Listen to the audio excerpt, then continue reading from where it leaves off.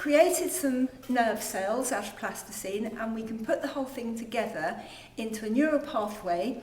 We're having a burn on the skin, which is then sending not only a reflex action through, but also a conscious action. So we work out what's going to happen at each stage in the neural pathway. Which is being picked up by the first of the neurons in the neural pathway. The dendrites come on several places on the skin so that you get a good overall feeling of the heat that's being applied to the skin. You then get the electrical impulse going along the first neuron, which is the sensory neuron. So that's the sensory neuron. And it travels along this long body here, the axon. In some nerve cells, the axon can be incredibly long, up to 3 feet, a metre long, down the backbone. When the electrical impulse reaches the dendrites at this end of the neuron, the impulse sends out neurotransmitters into the synapse. So here we have the synapse,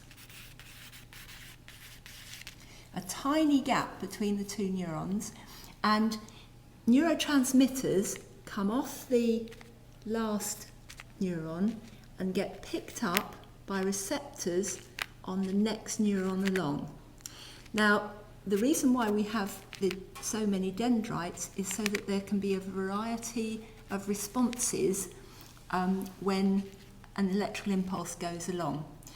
First of all, the relay neuron here, oops.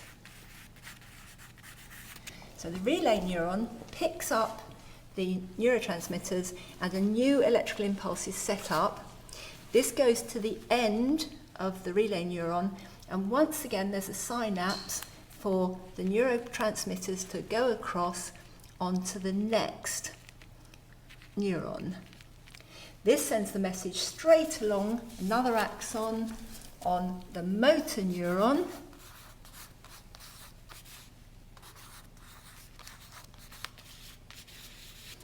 and it reaches the muscle.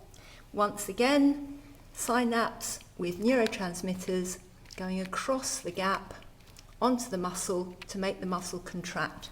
At this point, the arm will move away from the heat, so you've got heat energy being transferred into kinetic energy by an electrical impulse.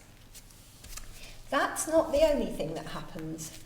We have a second relay neuron coming from the original sensory neuron, which sends an electrical impulse up to the brain. The first impulse was a reflex. This time we've got more of a conscious action with the brain